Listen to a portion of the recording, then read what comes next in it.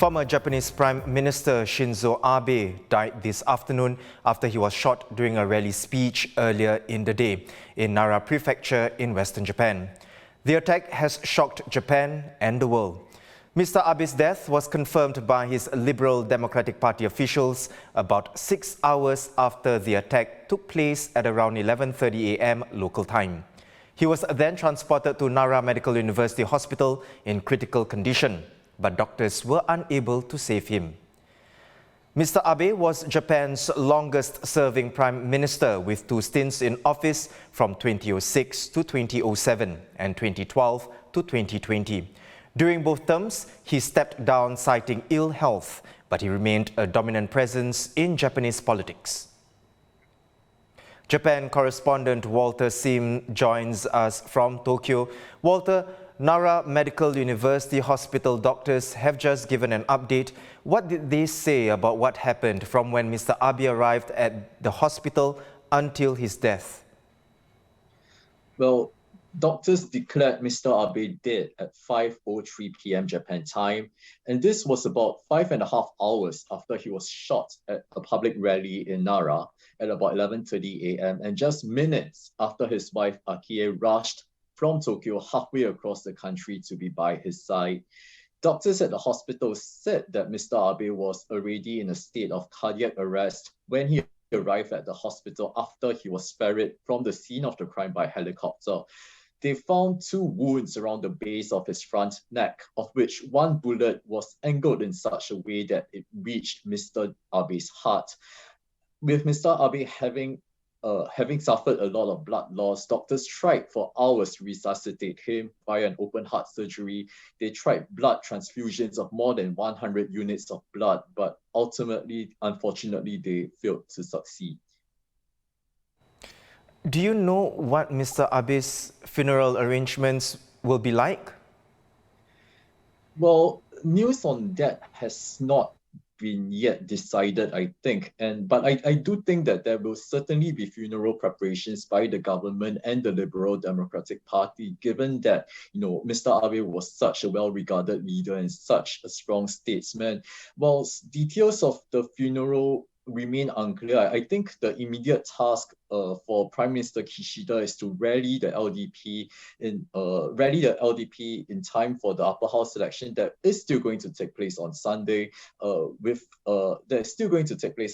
Prime Minister Kishida said that Japan will not kowtow to acts of barbarism and terrorism. And I think, after the LDP wins a mandate, if it wins a mandate on Sunday, preparations for the funeral would proceed after that.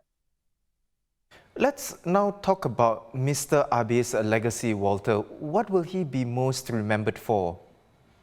Yes, indeed. As you said earlier, Mr. Abe was Japan's longest-serving prime minister over 2 terms, once from 2006 to 2007, and then from 2012 to 2020. He carried a lot of influence within the ruling LDP and had helped to shape significantly Japan's security and economic policies. Whilst he was a controversial leader, so to speak, because of his fair share of scandals, he will, I think, be remembered for the Abenomics policy that helped to stimulate Japan's economy. And he also significantly raised Japan's profile on the world stage through diplomacy. And he was instrumental in such frameworks like the Quad, as well as to bring the CPTPP trade pact to fruition. He also helped Japan win the right to host the 2020 Tokyo Olympic Games and even once appeared in Mario costume at Rio in 2016. Shootings are already rare, and for it to happen to a prominent figure, a former prime minister, how do you think this attack will change Japan? Well, one thing is for sure is that the attack has united the country regardless of where one stands on the political spectrum. As you pointed out, gun laws are already incredibly strict in Japan, and it's next to impossible to buy a gun in Japan given the tedious process this involves. But I think with the shooting of a former prime minister, the fact that the government had apparently used an improvised handmade shotgun and told investigators that he had prepared many other weapons and explosives, I think we can reasonably expect security and gun laws to be tightened even further going forward. The shooter, He has been arrested for attempted murder. What's the punishment for that in Japan, Walter?